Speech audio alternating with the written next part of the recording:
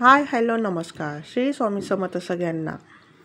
तर गाईज मी तुमच्यासोबत ना आता आगळ्या वेगळ्या टॉपिकवर बोलणार आहे. म्हणजे कसं इन्सिडेंट म्हणजे कशी गोष्ट शेअर करणार आहे की लोक खरंच इंटरफेअर का करतात कोणाच्या लाईफमध्ये.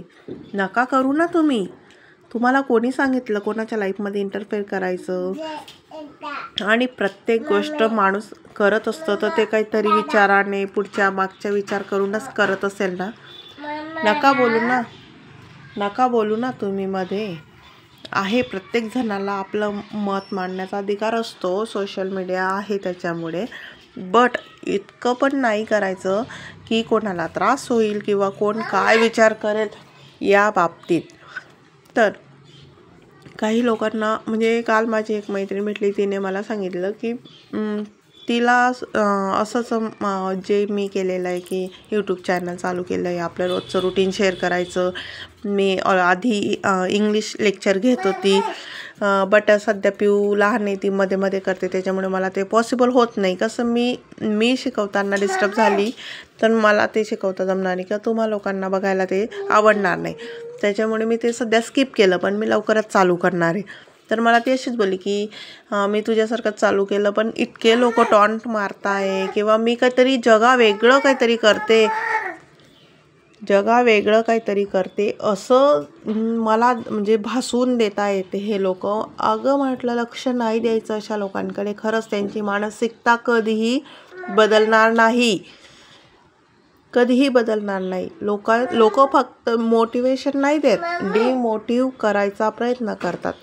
बस इतकंच त्यांचं मत असतं. आणि कोण कसं मागे होईल, कसं मागे राहील हे लोकांचं काम असतं. आणि ते कोणी लांबचे पण नसतात, अगदी जवळचे असतात ते. आणि मी असं स्टार्टिंगलाच थोडंफार फेस केलेलं आहे पण जास्त नाही. लकीली काही लोक असतात पण मी इग्नोर करते.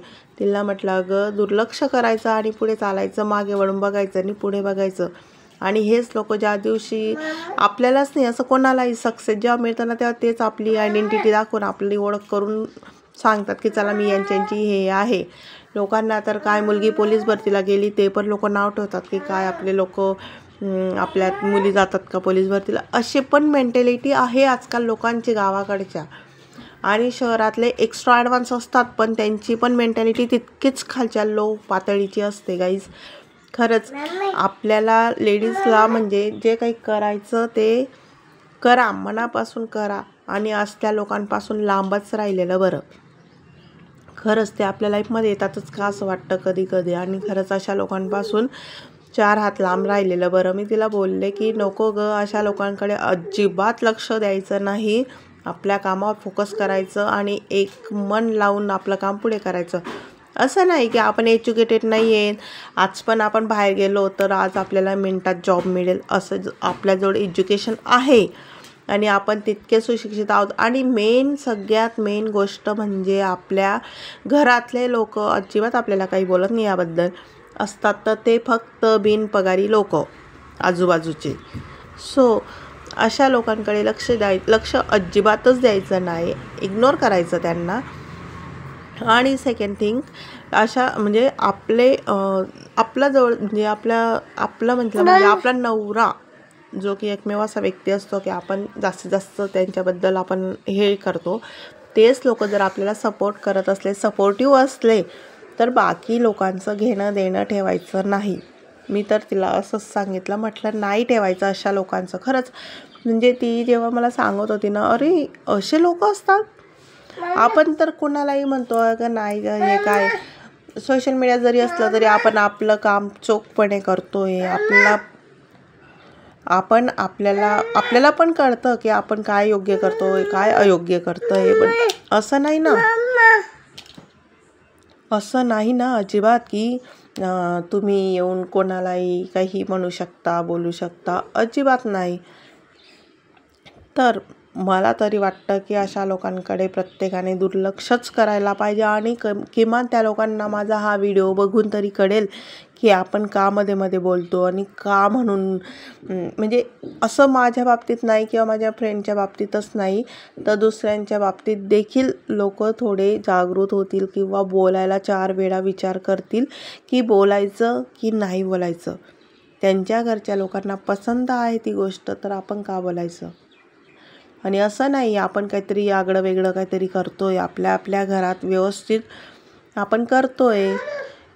तुम्ही लोक फक्त 2 शब्द मोबाईलवर सोशल मीडियावर बोलून बघा, तुम्हाला जमतं का? अजिबात नाही. तिथं तत होईल, अजिबात जमणार नाही. मी सांगते ना, लगेच कुठलीही गोष्ट अशी साध्य होत नाही. त्याच्यामागे जर एक व्हिडिओ करायचा असला तर त्याच्यामागे इतके एफर्ट्स घ्यावे लागतात की जो करत असेल तो नक्कीच रिलेट करेल की हो खरोखर असेच असतात. इतकं म्हणजे एडिटिंग करणे, व्हॉइस ओव्हर करणे, म्हणजे पूर्ण घराचं काम करून सगळ्यांना शांत बसून, शिवाय लहान लहान मुलांना सांभाळून हे करणं अजिबात सोपी गोष्ट नाही आहे गाईज. आणि खरंच अशा लोकांचा विचार आणि अशा लोकांपासून लांब राहिलेलं कधीही चांगले. म्हणून मी तर म्हणते ना, अशा लोकांकडे लक्ष द्यायचंच नाही.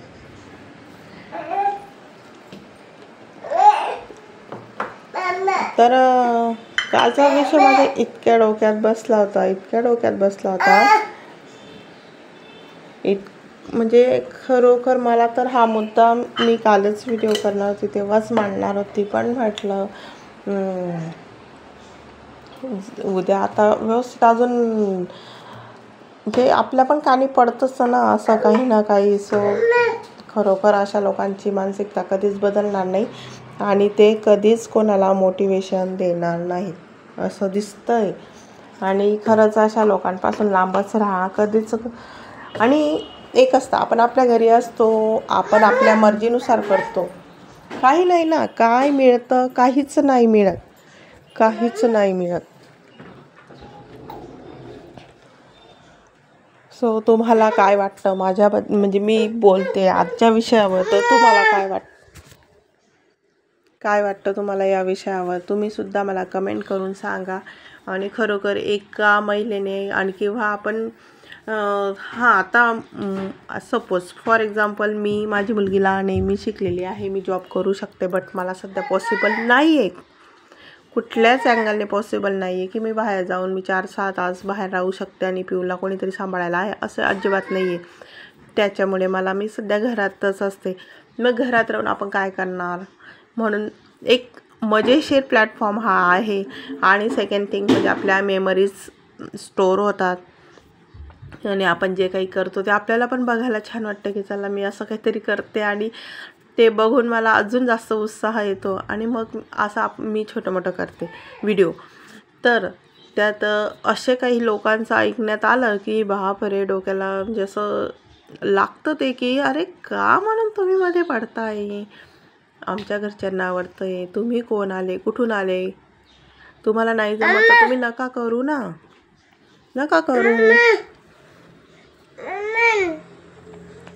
आणि हो, हे इतकं सोपं नाही आहे गाईज, अजिबात सोपं नाही आहे.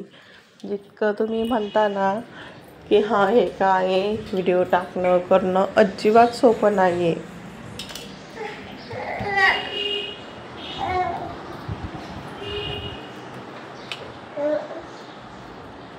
म्हणून मी तर म्हणेल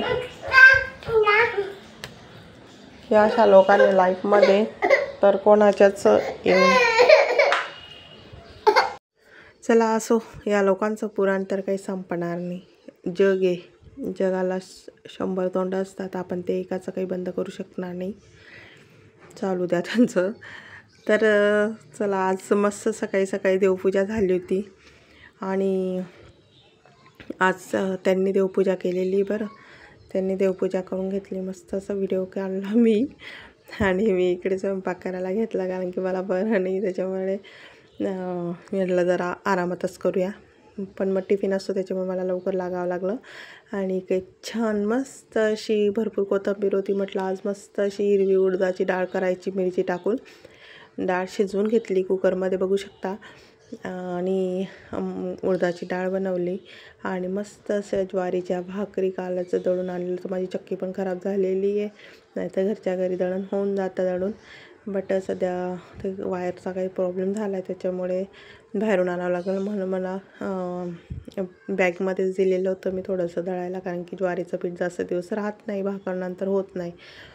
मग मस्त अशा भाकर बनवून घेतल्या आणि उडदाची डाळ आणि भाकर खूप छान कॉम्बिनेशन आणि टेस्ट तर इतकी ऑसम लागते त्यांची, मस्त लागते एकदम भारी.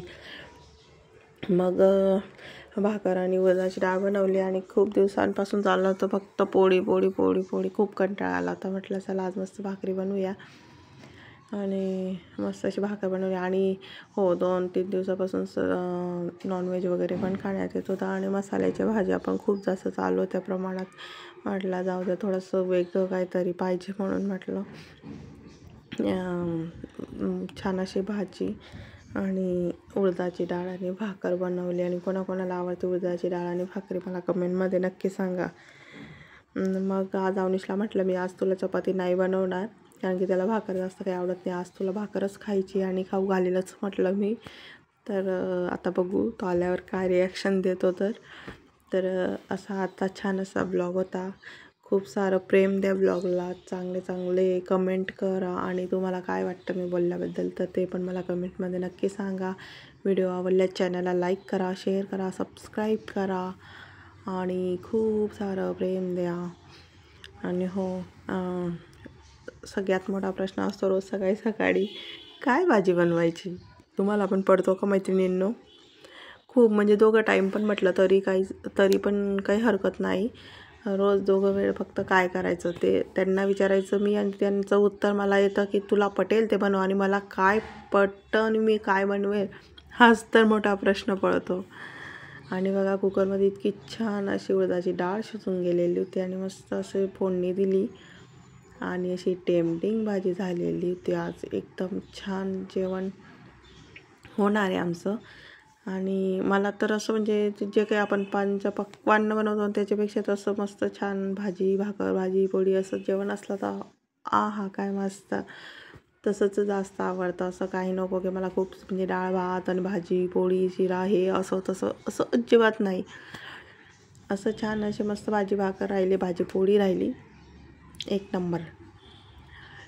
तर मस्त. आणि आज त्यांनी मस्त देवपूजा वगैरे आवरून दिली होती, त्याच्यामुळे माझं पण एक काम होऊन गेलं. आता स्वयंपाक पण झाला. आता नंतर काय नाही, अवनीचा अभ्यास वगैरे घ्यायचा राहील, पिऊचं थोडंफार आवरणं राहील, तिला खाऊ घालायचं आणि तिला झोपवायचं काम. मला पण बरं नाही, त्याच्यामुळे मी पण सध्या आरामच करायचा आहे, कारण की सध्या वातावरण पण इतकं खराब चालू आहे, व्हायरल इन्फेक्शन तर विचारूच नका तुम्ही सगळेजण काळजी घ्या, कारण की हॉस्पिटलला पण खूप जास्त गर्दी आहे सध्या. आणि म्हणजे एकाला आलं घरात तर सगळ्यांनाच येतं असं होतं आहे ते चालूच आहे ते. त्याच्यामुळे खूप म्हणजे बाहेर निघायला पण आता थोडी भीती वाटायला लागली. काल हॉस्पिटलला गेली तर इतकी गर्दी होती तिथं, पण मग काय वेळ आली तर आपल्याला जावंच लागतं. आणि आज मी लवकर उठलेली होती, ॲक्च्युली मी उठणार नव्हती, पण म्हटलं जाग आली, मग म्हटलं जाऊ द्या काय टाईमपास करण्यात मजा नाही, उठून घेऊ. मस्त अवनीशला भाजीपोळीचा टिफिन दिला आणि लागली पुढच्या कामांना. आणि असं असतं सकाळी जितक्या लवकर आणि कपडे मशीनला लावल्यामुळे ते एक काम मिटून जातं, मग पटकन होऊन जातं, आवरणं इतकं काही जीवावर येत नाही.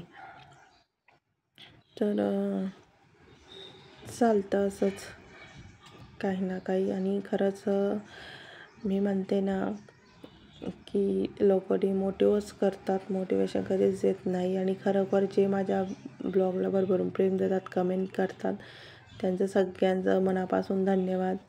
असंच देत राहा आणि कमेंट लाईक शेअर करत राहा. सो सगळ्यांना खूप खूप थँक्यू.